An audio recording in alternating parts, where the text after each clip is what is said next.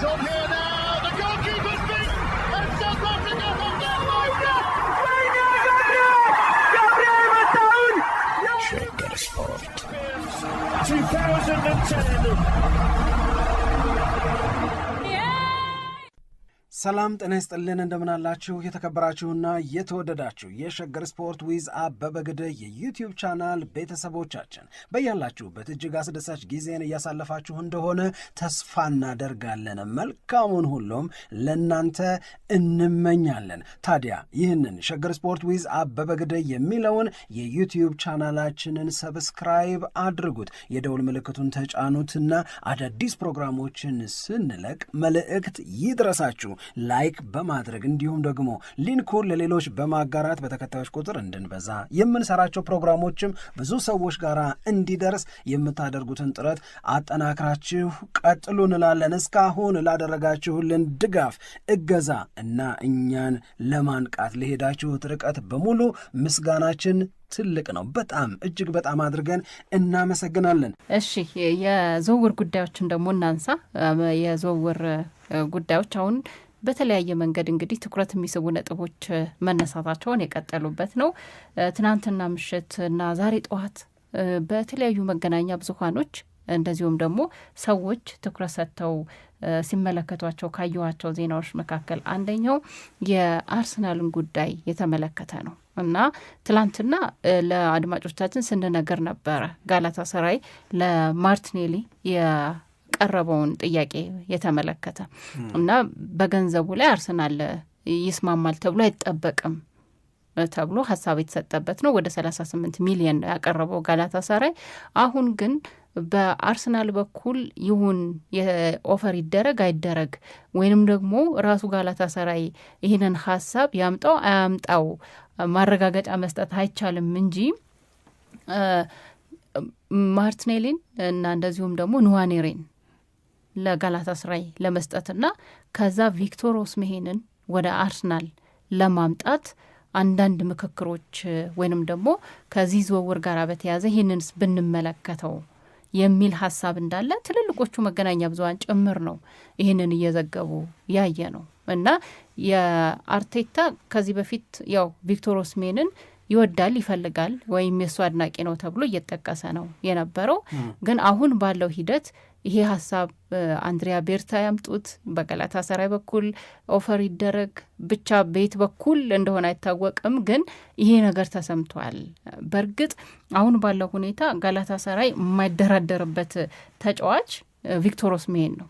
እንደውም በሳውዲ አረቢያ በኩል ካሉ ክለቦች አልሂላል ነው ተብሎ ነው የተጠቀሰው። ወደ 111 ሚሊዮን ፓውንድ ለቪክቶር ኦስሜሄን ዝውውር አቅርቦ ነበረ እና በቀጥታ ነው ጋላታሳራይ ሪጀክት ያደረገው ወይንም ውድቅ ያደረገው። ይሄንን ምንም መቀበለው መደራደርበት ነገር አይደለም ብሎ እና ቪክቶር ኦስሜሄን ደግሞ ለጋላታሳራይ ደጋፊዎችም ለክለቡም ምን ማለት እንደሆነ ሁላችንም እንረዳለን። መቼም ራሱን ቪክቶር ኦስሜሄንም በጋላታሳራይ ምን ያክል ደስተኛ እንደሆነ በተደጋጋሚ ሲናገር ነበር።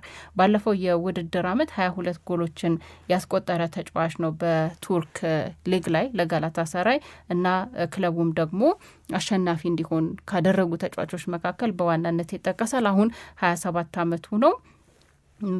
አርሰናል ደግሞ ከዚህ በፊት የፈለጋቸውን ትልልቅ የተባሉ ተጫዋቾችን በዚህ የዝውውር ጊዜ እንኳን ማግኘት አልቻለም። አንደኛው ሞርጋን ሮጀርስ ነው፣ ሁለተኛው ደግሞ ቪኒሲየስ ጁኒየር ነው። እነዚህን ተጫዋቾች ማግኘት ይፈልግ ነበር ግን ሳይችል ቀርቷል።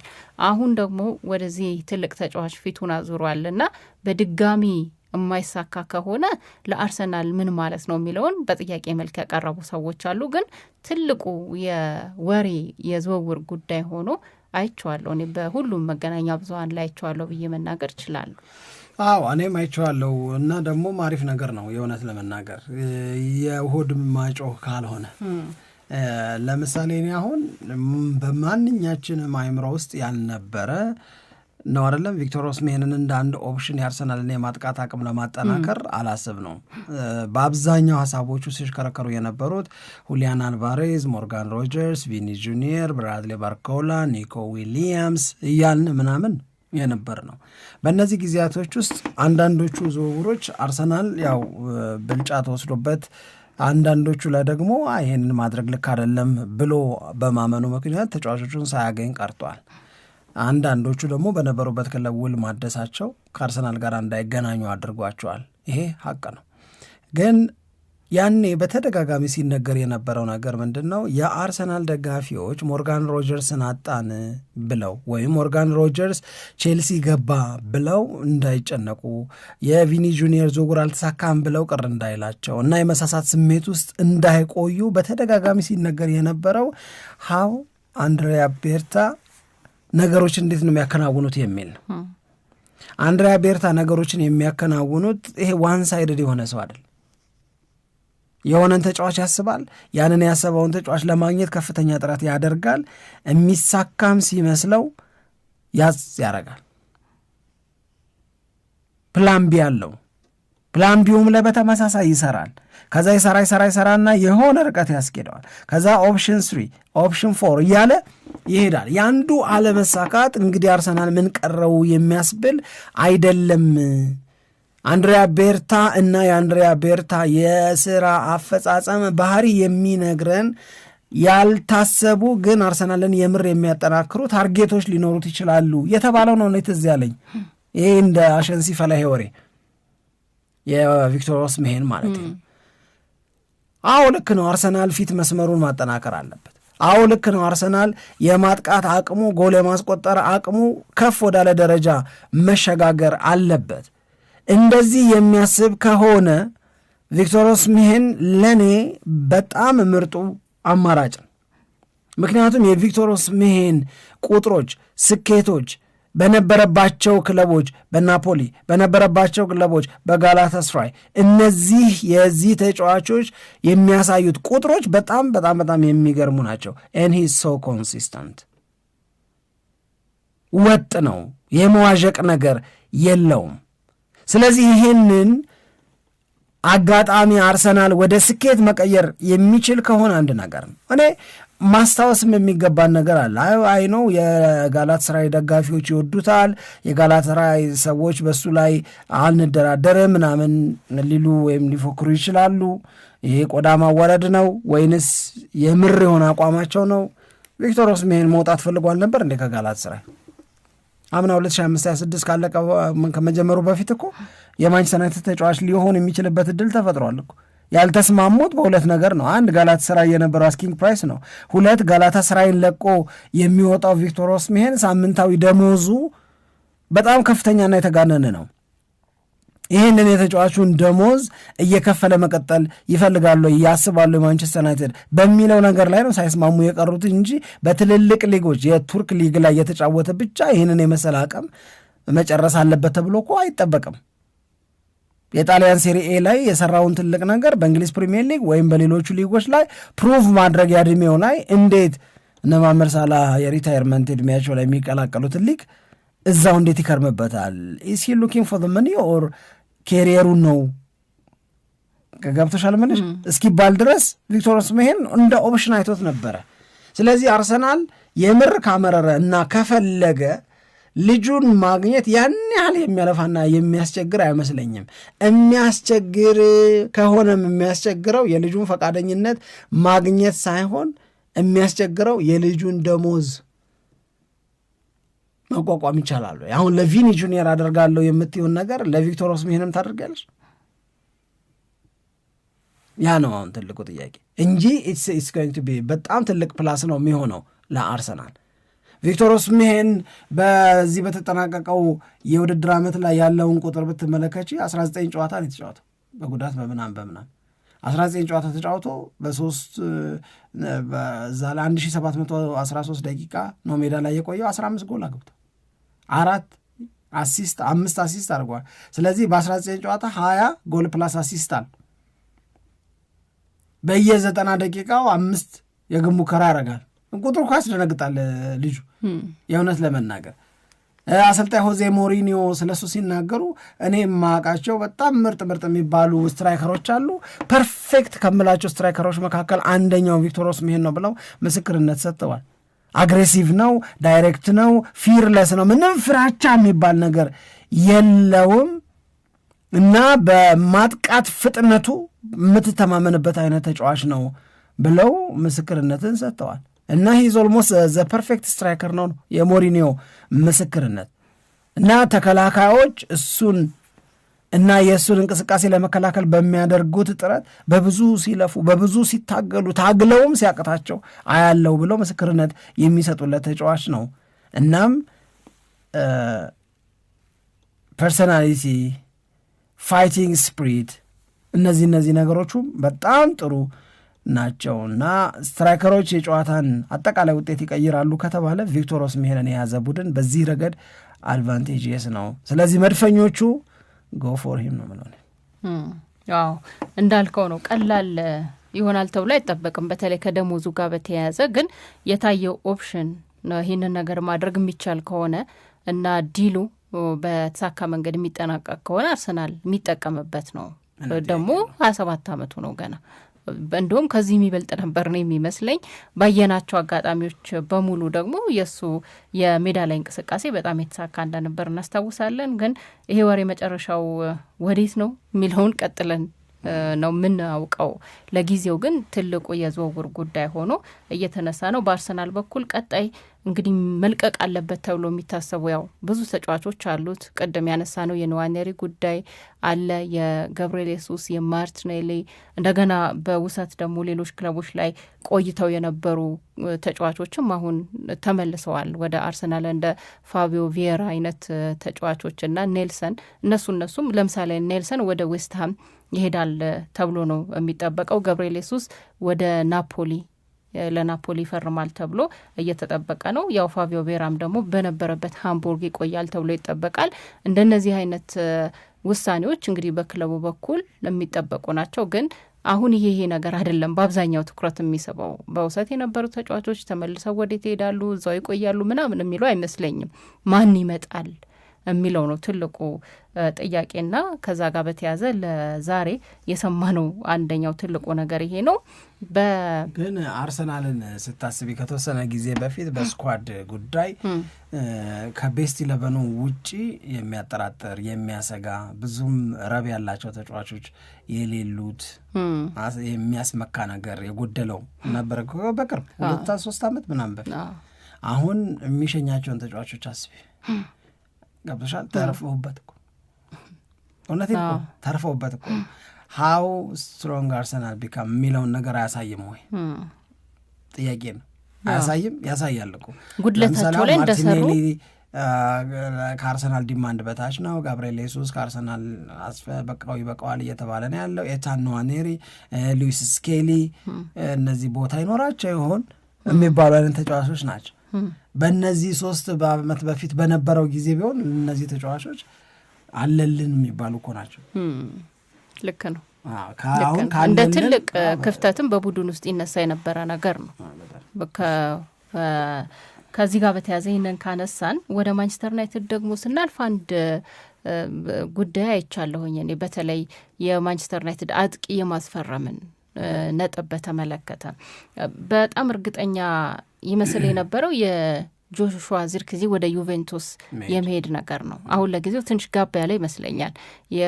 ባለፈው ሳምንት ላይ በቃ ሁሉም ነገር ተጠናቋል የሚሉ መረጃዎችን አይተን ነበር። አሁን ጸጥ ተብሏል እና በማንቸስተር ዩናይትድ በኩል ጥሩ መረጃ አለን ብለው የሚጽፉ የተለያዩ ጋዜጠኞች ከጻፉት አንድ ነገር መካከል ጆሹዋ ዚርክዚ ማንቸስተር ዩናይትድ ውስጥ የሚቆይ ከሆነ የማንቸስተር ዩናይትድ ፍላጎት አጥቂ ማስፈረሙ አይቀርም፣ ቆየም አልቆየም። ግን የማንቸስተር ዩናይትድ ፍላጎት ዚርክዚ ካለ አንድ በቃ ደህና ልምድ ያለው ተጫዋች ማስፈረም ነው የሚፈልገው። አጥቂ ሆኖ ልክ እንደ ኢቫን ቶኒ ነው እንደውም ስሙ የተጠቀሰው። እንደ ኢቫን ቶኒ አይነት ወይንም ራሱ ኢቫን ቶኒ ልምድ ያለው ተጫዋች ማስፈረም ይፈልጋል። ያንን ለማድረግ ነው ፍላጎቱ። ይሄ የሚሆነው ዚርክዚ ከቆየ ነው።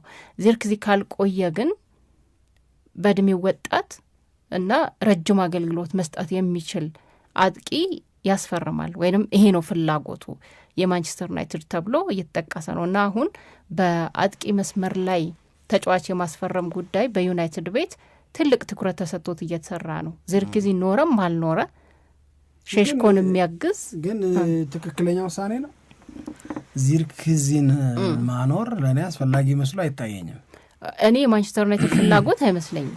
ምናልባት ዝውውሩ የማይከናወንባቸው ሌሎች ምክንያቶች ተፈጥረው ካልሆነ በስተቀር ለመሰለሽ የዝውውር ወጪ ምናምን ብቻ ሳይሆን ይሄ ዌጅ ቢል የሚሉት አላቸው። ዌጅ ቢሉ የደሞዝ ወጪ ማለት ነው። ለምትጠቀሚባቸው ተጫዋቾች ወይም ከአንቺ ጋር እንዲቆዩ ለምታደርጋቸው ተጫዋቾች በየሳምንቱ የምትከፊው የደሞዝ ወጪ፣ ይሄ የደሞዝ ወጪ አዲስ ይመጣል ላልሽው፣ ልምድ አለው ላልሽው፣ ቤንጃሚን ሼሽኮን እንዲያግዝ ይታሰባል ላልሽው ተጫዋች ማዋል ይችላል። በተቻለው መጠን ማንቸስተር ዩናይትድ ኤክስፔንሶቹን መቀነስ ነው። የምሳ ይቆርጥ የለን የምሳ እየቆረጠ ብዙም የማትጠቀሚበትን ተጫዋች አቆይተሽ እንደገና ሌላ ተጫዋች የምታመጭበት ሞስትሊ ዩ አር ኳይት ሹር ይህን ልጅ እንደማትጠቀሚበት። ጆሹዋ ዚርክዚ ይሄ ቤስት 11 ውስጥ እንደማይገባ ቤስት ሰብም ለመሆን እንደተቸገረ፣ ቤስት ሰብ ማለት ቤተሰብ ሳይሆን የምርጥ ተቀያሪ የኔ አባባል እንደዛ እንዳይተረጎም ብዬ ነው እንጂ ቋንቋ አልገባቸውም ብዬ አይደለም። ቤተሰብ ስል ቤስት ሰብ ስለፈጠነብኝ ነው። እና ምርጥ ተቀያሪ ይሆናል። እስቲ ገብቶ ነገሮችን ሲቀይር ነገሮችን ሲያከናውን እኔ ሲቆጨው ማይቻላቅ ወርዛት ማለት ይሄ የቆጨው የሚመስለኝ ነው ሼሽኮ ነው። ሼሽኮ ቀይሮ ሲያስወጣው ካሪክ ሲነጫነጫ አይታችሁታል። ለካ እንደዚህም አይነት ስሜት ውብ ነው። እውነት ንገረኝ ካልሽ እና አንዳንዴ ሞሪኒዮ ወደዋለሁ ይላሉ በተጫዋቾቻቸው መካከል ሜዳ ላይ በተሰራ ስህተት ተሰርቷል ባሉ ስህተት መካከል ግብግብ ሲያዝ አንዴ ሶንና ግብ ጠባቂው በቃ ድብድብ ቀረሽ ሆነ መልበሻ ቤት ውስጥ እና ሞሪኒዮ ቆሞ አዩና አሁን ይበቃል አሉ። ከዛ በኋላ ሲጠየቁ ምንድነው በሶንና በበረኛው መካከል እየተፈጠረው ምናምን አሏቸው። ሁጎ ሎሪስ እኮ ነው። እዛ በኋላ የተፈጠረው ተፈጥሯል ግን አይላይኬታል። ለምን ወደድከው ሲባል በቃ እየቆጫቸው ነው። ሜዳ ላይ የሆነ ነገር ቢበላሽ ውጤት ያሳጣናል እኮ እየተባባሉ እየተወቃቀሱ ነው። ትርፍ የሆነው ነገር ይሄ ለድብድብ መጋበዙ ትክክል አይደለም።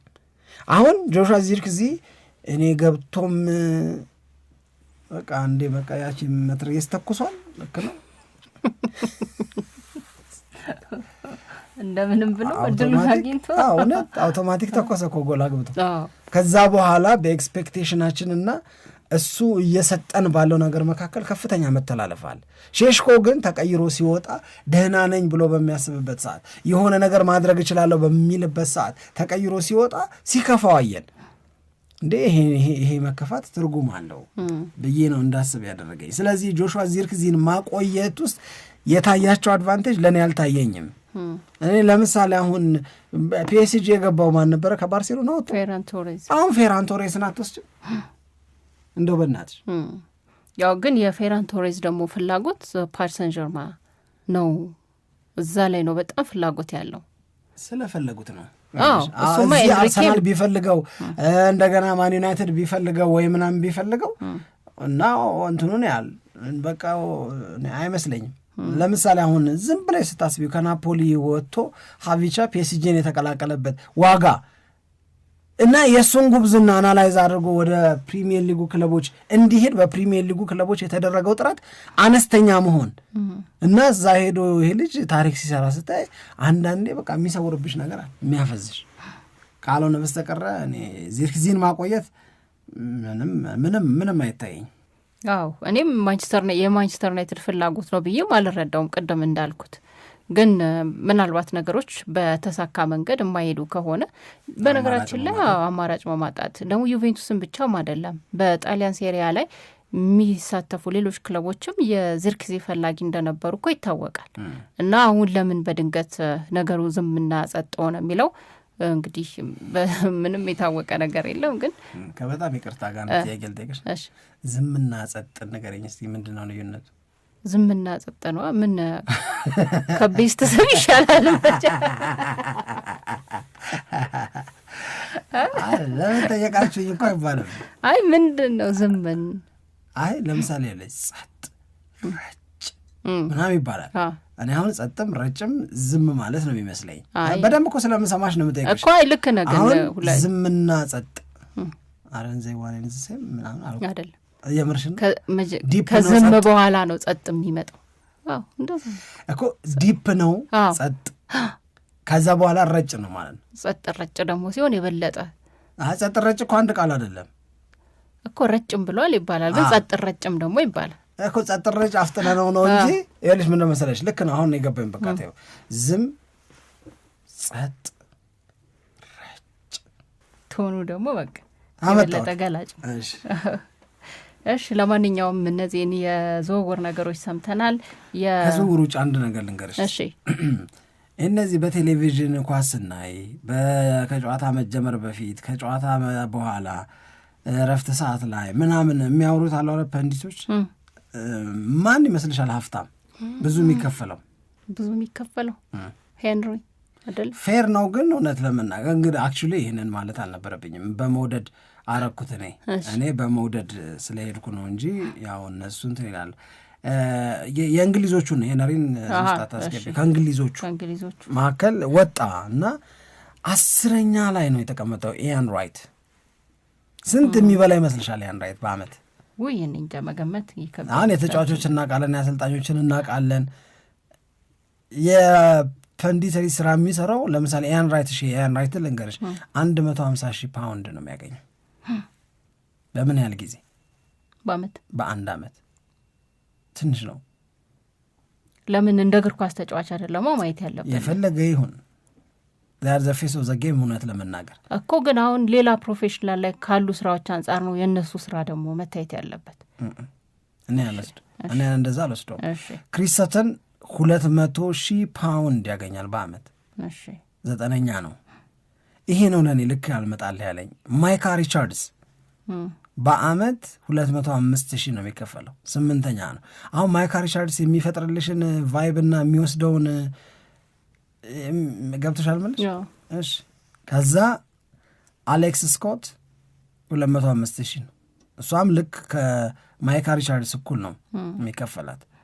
ጋቢ ሎጋን 210,000 6ኛ ላይ ናት እሱ ያለችው። ከዛ ማርክ ቻፕመን 325,000 ይከፈለዋል። ዌይን ሩኒ 400,000 4ኛ ነው። እንደውም የዌይን ሩኒ በዛብኝ። አለን ሺረር 440,000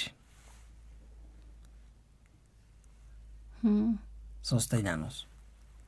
2ኛና 1ኛ ማን ይመስሉሻል? ጂሚ ካራገር። እሺ የጂሚ ካራገርን ገምች። 450 1 ሚሊየን። እግዚአብሔር ልዩነት አለው በጣም። ካራገር እንደዚህ ይገመታል እንዴ? ጋሪ ኔቭል 1ኛ ነው። በጣም ሀብታም ነው በነገራችን ለጋሪ ኔቭል 1,100,000 ፓውንድ በአመት ያገኝ። በወሬሽ መሀል ጣልቃ ላስገባለሽ ብዬ። አሪፍ ነገር ነው ደግሞ ከኤክስፔክቴሽናችንም ውጭ ነው። ግን ያው ስራው ደግሞ እንደዚህ ኢንቨስት የሚያደርጉበትም ነው፣ ብዙም ወጪም ያለው ይመስለኛል። እንግዲህ ለማንኛውም ግን ያው እንዳልከው ከጨዋታ በፊት ከጨዋታ በኋላ እንደገና በሌሎችም ጉዳዮች ላይ በጣም ትኩረት የሚሰጣቸው በጨዋታ በማች ዴይ ባልኖር እንደውም በዚህኛው አመት ወደ ኔትፍሊክስ ላይ ሄዱት እነንትና ናቸው እነ ጋሪ ሊንከር። ይሄ ደግሞ አሁን ለምሳሌ ጋሪ ኔቭል ፖድካስት አለው እዚህ ኦቨርላፕ የሚል የራሱ ነው። በደንብ ነው እየሰሩ ያሉት በደንብ ማለት ነው። እሺ በጣም አሪፍ ነው። ጥሩ ነጥቦችን አንስተናል። አድማጮቻችን በያላችሁበት ሆናችሁ ፕሮግራማችንን እያደመጣችሁ ስለሆነ እናመሰግናለን። አሁንም ጥሩ ጊዜ በያላችሁበት እንዲሆንላችሁ እንመኛለን። ኢትዮጵያ ለዘላለም ትኑር።